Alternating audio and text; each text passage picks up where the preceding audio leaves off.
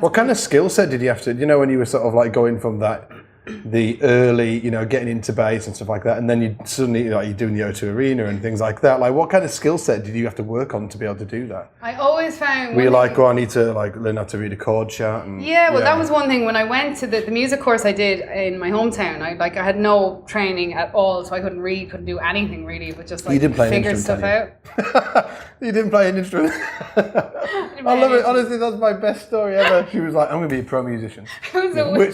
Which instrument am I going to play? I have to pick one now. Yeah, maybe you picked a great one. Yeah, I know, right? What kind of skill set did you work on then? Well, basically, I would. So the teacher, the guitar teacher at the music course, was who I loved bits of these days because he really pushed me. Yeah. He sent me to auditions for colleges that I was like, I can't go to this college, I can't go to that college. But he was like, it's not the point. Go and do the auditions because it's the experience. You had to create a piece to do or whatever, and he would start to put charts in front of me and explain literally about bars and the different types of chords and whatever. So he was starting to get me that bit more in the sort of studious way, and I ended up doing an audition for New Park in Dublin.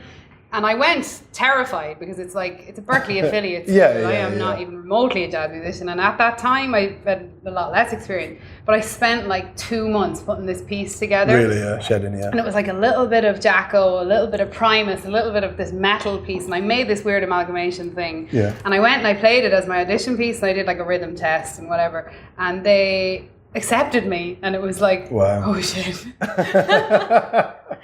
What have I done? That was really overwhelming. So I actually I got into it and I decided to go because it was this private jazz college. Yeah. And I was terrified because I knew I was the one with the least experience. But it's the best place to be though sometimes because you just get dragged up, in the deep end. So I, kind of went home and started playing a lot and started listening to jazz and started listening to everything. Yeah. But I knew that I wouldn't do college long term because I was still getting called to gigs. So I did a year in that college, so it was a PMTC course. Okay, right, yeah. And so it was actually a lot of just jamming and ensembles, which is perfect for me. So I did a year of that. I'm not going to say I got a bunch of theory lessons all of a sudden because they were also in a transition. The college were changing their course to a degree.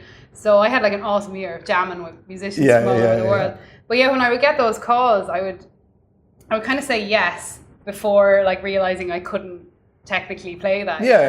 So I would no fear say, kind of I'll do that gig and then go home and be in the fucking shed for a long time. Yeah. And then figure it out and then go and yourself, you keep doing it, eventually you can do it. So and that's what happened. That's what happened. When did the big tour? Do you know? Because you went to Riverdance. I did.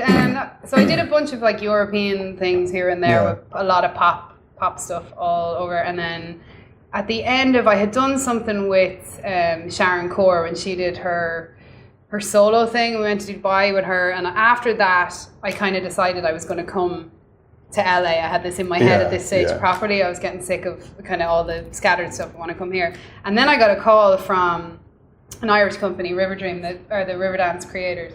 And they were putting this new show together. And do the guys over the States know they know what Riverdance is? Huge, right? Yeah, Riverdance itself is a mega dance show. I knew of it being Irish, but I had no clue there was music and musicians. I just knew of dancers. I was like, oh, that's all the legs that we see. And I knew of the company, and obviously it's a big iconic Irish thing. So anyway, I got this call, and it was hey, we want you to come in and talk to you about blah blah blah about this new show. And I was like, actually, I'm moving to LA, so thanks. And then they kept calling, and they were basically trying to get this really diverse band together from all over, not the world, but mainly Irish and English, and there's a couple of musicians scattered that were coming in at the start. How old are you at this point? This was only pre-production was 3 years ago, 3.5 years ago, because the show wasn't fully written, so it was a new Riverdance. It's called Heartbeat of Home, and they wanted elements of the traditional Riverdance, but the music was world music. It was literally snippets of everything. You said so yesterday that, I when we heard were chatting, there was all different styles, wasn't there? Yeah. And they played because when they played it to me, I was like, wow, listen to that bass. But I decided and started an application for a visa to be in the US. So I was like, no, I'm moving. That's it. Thank you. Good luck with that. And then John McColgan called me a couple of times. And when I kind of read about the reviews coming in about them doing something new, I was like, well, maybe that'll be something different. Really pushed me. So I said yes, and I went back to Ireland. I was in LA trying to scout stuff here. I was like, I'll just do this, it'll be something new. So we did pre-production in Dublin for a couple of months. It was still sort of being written, and the dancers were still being auditioned and whatever. Yeah. The musicians were incredible. Like, I was so astounded by who I was playing with. It was very overwhelming again, because it was like, but it's super scary, yeah. Like like our brass section, all the horn players were like the best, some of the best in the world. Yeah. And then we've got like percussionists coming in that are like the best Latin percussionists. Yeah. Incredible traditional Irish players.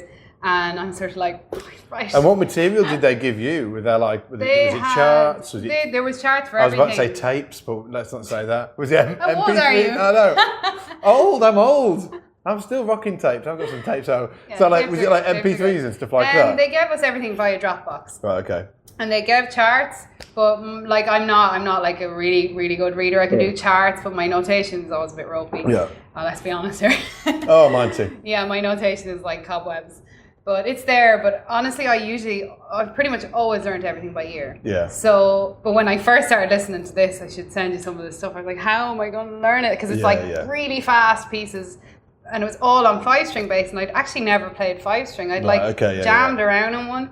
And when I was like, maybe I can tune my 4 to a 5. And the more I listened, I was like, no, because the composer really likes bass and really likes like uilleann pipes, and he composed it specifically for 5-string, the lowest and the highest. So you've got the gig by now, right? They're like, you've got the gig. Yeah. There's all that stuff. Go home and just do it. Just do it. So Dropbox, and learned everything. And how long have you got to prepare for that?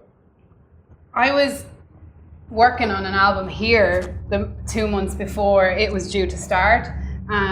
So I was like up to my eyeballs in a session here. And then I went home, I believe it was like the end of July, and the pre-production was starting in 3 weeks from then. So I was like trying desperately to like kind of like cheat chart everything. And, because I knew also that the pieces weren't set. So we would go in and things would change depending on the dancer, which was a little scary for me as well, because if you're like reading like a machine, it's one thing, but when you're like, oh god, that section, da da da. Yeah, we're cutting bar 17 to 23. Okay, let's go. Slide. Yeah. When in doubt, slide. Yeah. So it was pretty much like headphones, and then I got in some of the pieces, because they were like bebop fast. Yeah. I got that app to slow it down, and got like really good bass headphones, and just sat there picking everything out. And I got a 5-string because I had to. I had How much music are we talking about as well? Sort of like. It was like an hour and a half of music, I think, all in all. So a lot. And it was all scenes, So it was crazy. But I mean, it's those big shows anyway. When they go out on the road, like there's so much orchestration as well, and there's so many musicians. It's just this like. How big was the band? 10-piece band. 10-piece. 10-piece, and then like orchestral sets as well. Like so, it's. The full thing. And I think 30-something dancers and like a massive crew. I'm sure there was like 70 or so. And how many rehearsals did you have? What were the rehearsals like? Did you get your shit together?